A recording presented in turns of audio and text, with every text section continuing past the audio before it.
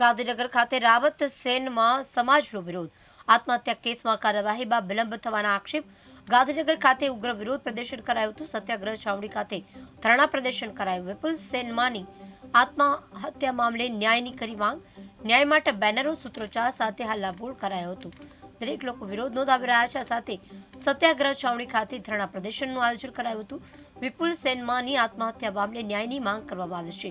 ન્યાય માટે બેનરો સાથે સૂત્રોચ્ચાર કરી હલ્લાબોલ કર્યો હતો.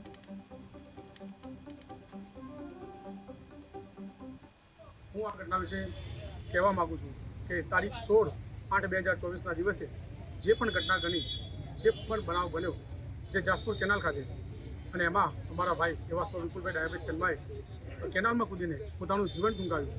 એના પાછળની આખી ઘટના જે ઘટી, જેમાં એક શિક્ષિકા અને એક સરપંચે ખોટો આરોપ નાખીને એમને બધાની વચ્ચે મારઝૂડ કરી, માનસિક ટોર્ચર કર્યો, એમને લાફા માર્યા, એમનો વિડીયો બનાવ્યો અને માફીપત્ર લખાવતા તથા તાત્કાલિક એ જ શિક્ષિકાએ ઘટનાસ્થળે 181 દાખલ કરીને મહિલા પોલીસ કર્મચારીને ત્યાં બોલાવીને કડકસરની કાયદેસરની કાર્યવાહી થતા, અને એ પણ કાર્યવાહી જે થઈ છે એમાં પણ માફીપત્ર અને વિડીયો જેવા માનસિક ટોર્ચર જેવી અમુક વસ્તુઓ થતાં અમારા ભાઈએ પોતાના આત્મસન્માન ખાતર તારીખ 16/8/2024ના દિવસે જે જાસપુર કેનાલ ખાતે કેનાલમાં ઝંપલાવીને પોતાનો જીવ આપ્યો હતો. એના અનુસંધાનમાં હજુ સુધી એ આરોપીઓની કોઈ પણ ધરપકડ થઈ નથી.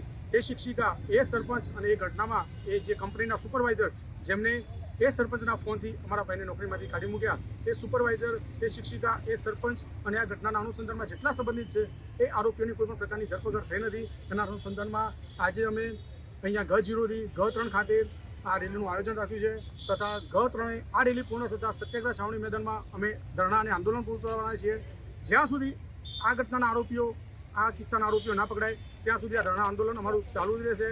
આના અનુસંધાનમાં અમે બહુ પ્રયત્નો કર્યા છે. આજે અંદાજે 15 થી 16 દિવસનો ટાઈમ થઈ ગયો છતાં આ આરોપીઓ વિરુદ્ધ કોઈ પણ કાયદેસરની કાર્યવાહી કરવામાં આવી નથી, આમની ધરપકડ કરવામાં આવી નથી. આના અનુસંધાનમાં અમે SP ઓફિસ સેક્ટર 27 ખાતે આવેદનપત્ર પણ SP સાહેબને આપ્યું હતું. અમે SP સાહેબને કીધું હતું કે આ ઘટનાની કડક કાર્યવાહી કરી તમે તમારી પોલીસની ટીમો ઉતારીને તમારી SOG છે, તમારી LCB છે, તમારી SRP છે, જે પણ પોલીસ ટીમો જેટલી પણ તૈનાત કરવી એટલી તૈનાત કરી લો અને આરોપીઓની ધરપકડ કરો. કારણ કે આ ભાઈ જે વિપુલભાઈ ડાયાભાઈ સેનમાં જ્યારે પણ કેનાલમાં કૂદીને ઝંપલાવ્યું એ ટાઈમે એમને એક વિડીયો ક્લિપ બનાવીને એમના ભાઈને સેન્ડ કરેલી, અને એ વિડીયો ક્લિપમાં એમને આ ઘટના